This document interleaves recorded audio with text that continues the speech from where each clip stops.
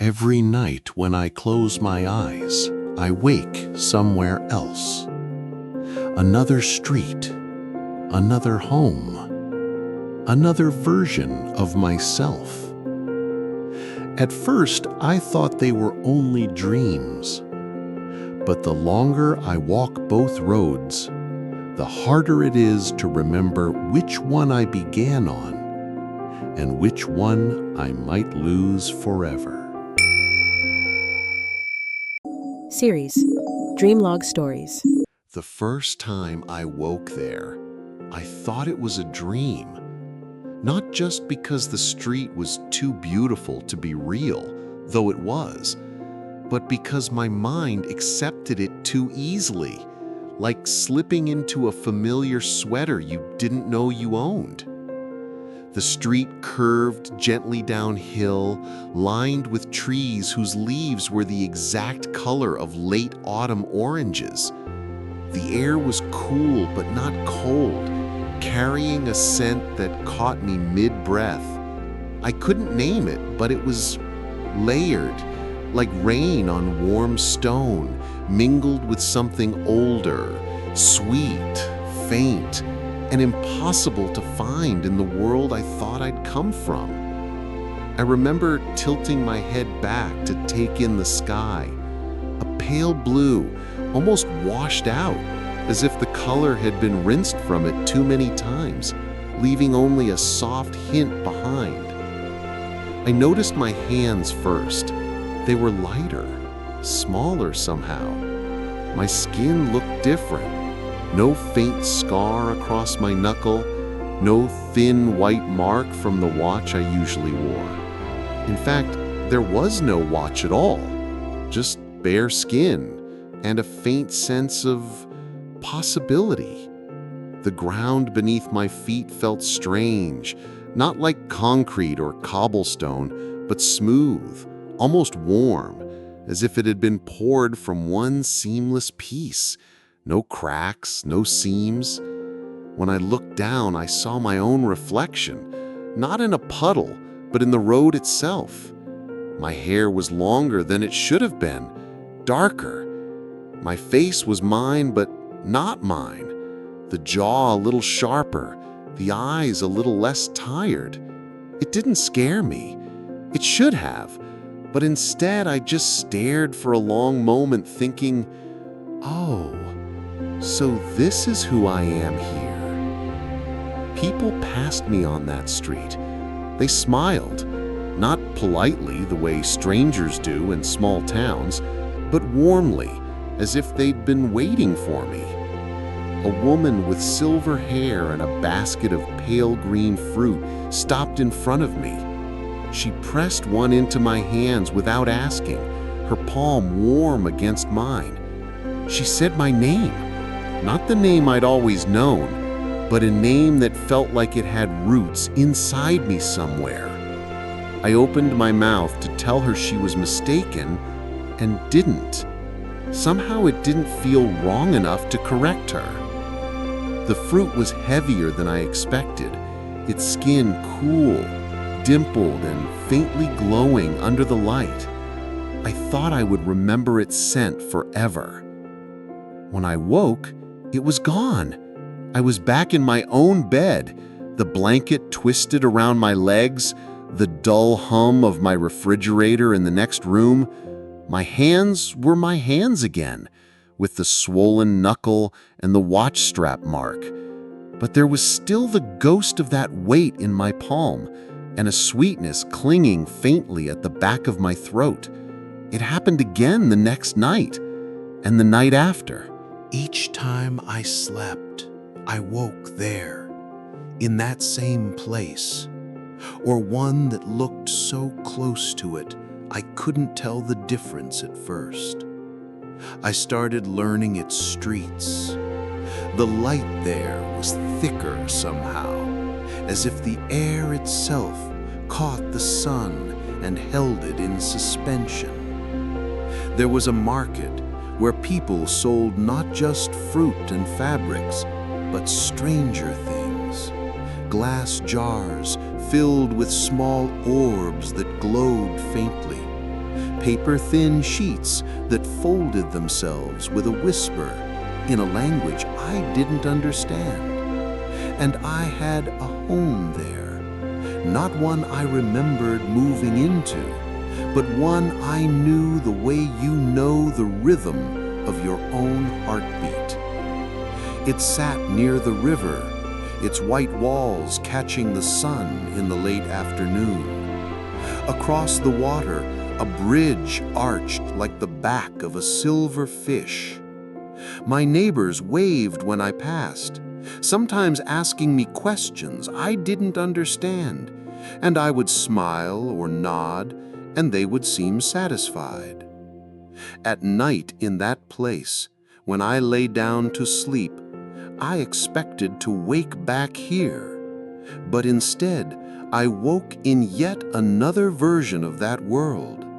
A street with a sharper curve, a house with a garden I didn't remember planting. It was always the same, but slightly different. I began to understand there wasn't just one other world. There were many, each one a slightly altered thread in the same weave. Here's the strange part. I began to forget. In the mornings here, I'd sometimes pause in front of my own apartment door, unable to remember if my keys would fit. Over there, I'd open a door to find a room I didn't recognize, filled with people who embraced me as if they'd known me forever. I didn't ask questions. I didn't want to. Some part of me feared that if I pushed too hard, the fabric between the two lives would tear. The first time I realized I could no longer remember which life I'd been born into, I was standing by the river there. The water was the color of dusk, and beneath its surface, slow shapes moved, fish made of lantern light. I knew their patterns. I knew when they would surface and how their glow would pulse in rhythm with the ripples. And as I watched them, I thought, I know this river better than my own street. And then came the question that would not leave me. Which street? Which home? Which self? That was the night I stopped trying to wake up. Days or nights began to blur.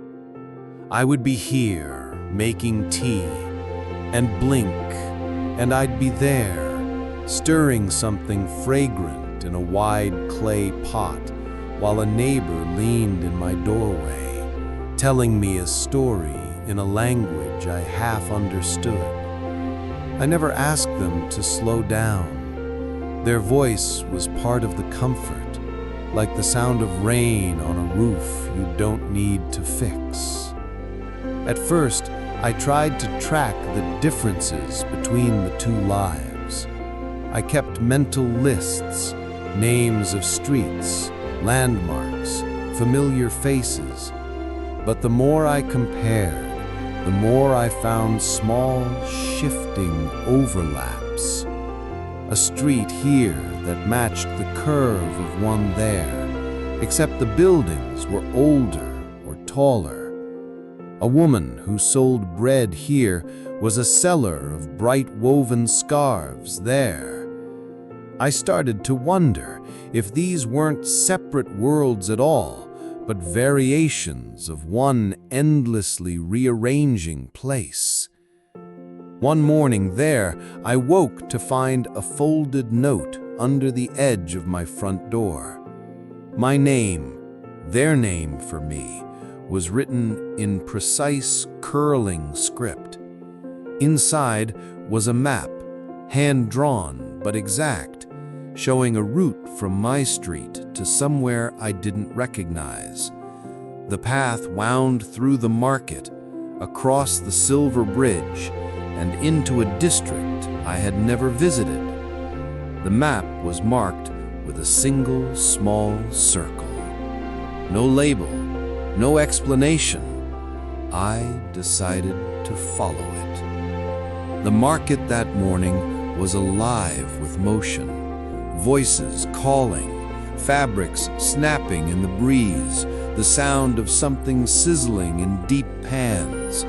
I passed the fruit vendor who had first greeted me on that very first day.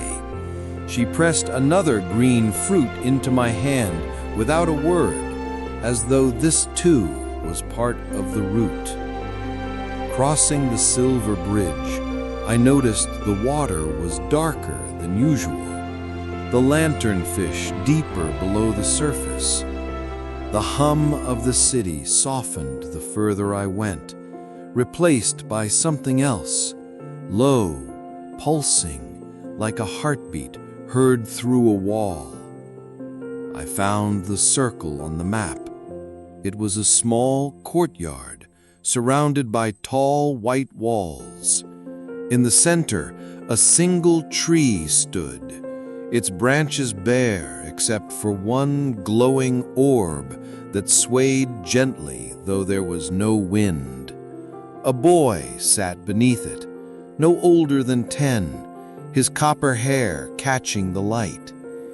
"You've been away longer this time," he said, before I could speak. I told him I didn't understand. He reached into his pocket and pulled out a folded piece of paper, placing it in my palm. It was the same circles within circles pattern I had seen once before. No words, just lines so precise they seemed alive. I blinked, and the paper was gone. My hand was empty. The boy was gone too, as if he'd been erased. The next morning here, I found the pattern traced faintly in the condensation on my bathroom mirror. By the time I reached for it, it had already begun to fade. That was when I started noticing others, people who, in both lives, would pause when they saw me. A man in a cafe here, his spoon still in midair as he stared at me like he was trying to remember something. A woman there in the market whispering to a friend while glancing in my direction. The look they gave me wasn't curiosity, it was recognition. The forgetting was getting worse. I tried writing things down, landmarks, phrases, the names of people who seemed important, but the notes never lasted. Sometimes they vanished between one breath and the next. Sometimes the ink itself seemed to dissolve while I watched. So I stopped writing. Instead, I began to memorize feelings. The weight of the green fruit in my hand, the way my chest felt lighter when I crossed the bridge, the faint hum under the smooth streets there, and the rough comfort of my apartment keys here. One evening there, as the sky shifted into that impossible pink-gray twilight, I sat by the river and watched the lanternfish drift close to the surface. A woman I had never met sat beside me. Without looking at me, she said, "The longer you walk both roads, the harder it is to remember which one you started on." I asked her what happens when you forget entirely. She said, "You stop sleeping." And then she stood and left, her footsteps dissolving into the hum of the city. That night, I tried to resist sleep, afraid of what she'd meant. I stayed awake for hours, pacing my apartment here, telling myself I would keep the two lives separate, but exhaustion won. And when I opened my eyes again, I was standing somewhere entirely new. The room was dim, lit only by a single sphere of soft white light floating a few feet above the floor. Its glow pooled across smooth walls covered in shifting diagrams, lines and dots that rearranged themselves slowly, like constellations changing shape. A man stood facing one of the walls. His hands were clasped loosely behind his back, his posture unhurried. He didn't turn when he spoke. "You've been here before," he said. I told him I hadn't. Not here exactly, but close enough to be recognized. He extended his hand toward the wall, and the lines rippled outward like water. The pattern from the boy's paper appeared, circles within circles, pulsing faintly as though breathing. "You're merging," he said, "both lives pulling toward a single point. It doesn't happen often. When it does, you must choose before they collapse into one." I asked him what would happen if I didn't. He finally turned to face me. His eyes were calm, but there was a heaviness in them. "Then the choice will be made for you, and the world you wake in may not be the one you expect." From a small table beside him, he picked up something that looked like a piece of polished stone, dark and smooth. He held it out to me. "When you wake, hold this. If it stays with you, you'll know where you belong." I took it. It was heavier than it looked, the weight settling deep in my palm. But when I blinked, I was back in my bed here, my fist closing around nothing. The stone was gone. The next few days or nights were a blur of movement between the two lives, but the transitions began to change. Sometimes I didn't have to sleep to cross over. I would be walking down a street here, turn a corner, and suddenly I'd be in the orange-leafed avenues there, the air thicker, sweeter. Other times, I would be sitting by the river there, blink, and find myself in my apartment kitchen with the kettle starting to boil. The bleed-through grew stronger. I began seeing lanternfish gliding under the surface of puddles here after rain. Once, in the market there, I heard the sharp honk of a car horn, the sound echoing in the wrong world. It was after one of those crossings that the boy with copper hair appeared again. This time, he wasn't sitting under the glowing tree. He was standing in the middle of the bridge, blocking my path. "You're running out of time," he said. I told him I didn't know how to choose. "It's not about which one is real," he said. "It's about which one you can carry." Before I could ask what he meant, the air around us seemed to thin, and I was pulled away. I opened my eyes to find myself here, standing in my apartment doorway with my keys in hand, not remembering how I'd gotten there. That night, I stopped resisting. I let myself drift under, and the river was waiting.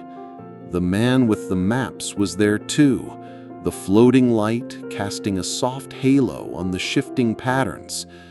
"You have to decide before the merging finishes," he said. "If you wait, the collapse will choose for you." I asked him what happens after the choice. He said, You wake up, but only once. I stood there, my eyes on the circles shifting across the wall, feeling the weight of both skies pressing against my mind. The pale blue of here, the pink-gray glow of there. I realized I couldn't remember which had been my first sunrise. How do I know I'm making the right choice? I asked. The man's expression softened. You don't. You only know which one feels like home when you're standing in it without wondering if you should be somewhere else. He held out the polished stone again. Hold it when you wake. If it stays, you'll know you've carried the right world with you. It was warm in my palm this time, as if it had been waiting for me. I closed my fingers around it and felt the hum of the room fade, the air thinning, the pull of sleep or waking sliding over me.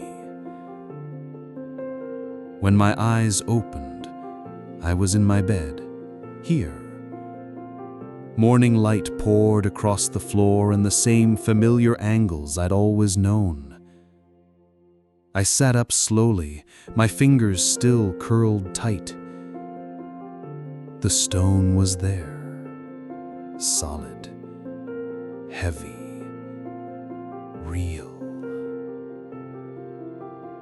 I rose and went to the window. Outside, the street looked the same, but different. The trees that lined the road were tipped in the same orange leaves as the streets there. The air smelled faintly of sea salt, though I was miles from any coast. A woman walked past, carrying a basket of pale green fruit. She glanced up, met my eyes, and smiled the way people had smiled at me in that other world, warmly, knowingly. I stepped outside. The cafe down the street was in its usual spot, but the sign above the door was written in the curling script from the market stalls. The sound of voices inside was a blend of languages I recognized from both lives. I kept walking.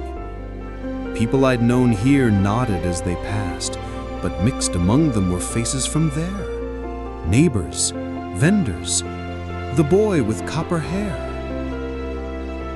He ran past me on the sidewalk laughing, without stopping.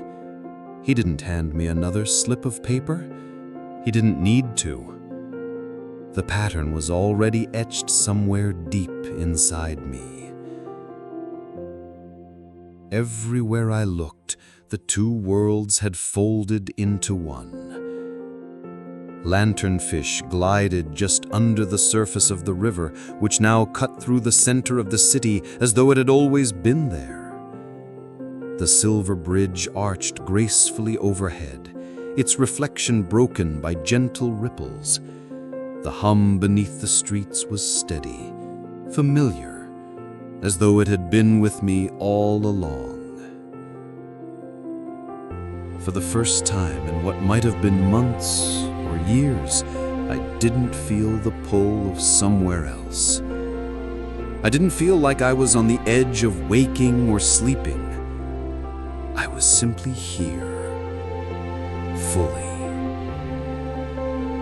I touched the stone in my palm, feeling its weight against my palm. I didn't need to wonder if it would vanish. It wouldn't. This was my world now, made of both roads, both skies, both selves. And I knew I would never have to choose again. Disclaimer: all stories shared on this channel are entirely fictional. They are created to inspire imagination, reflection, and thoughtful dialogue about the future, our relationships, and the human experience. Dream Archived. Sleep well.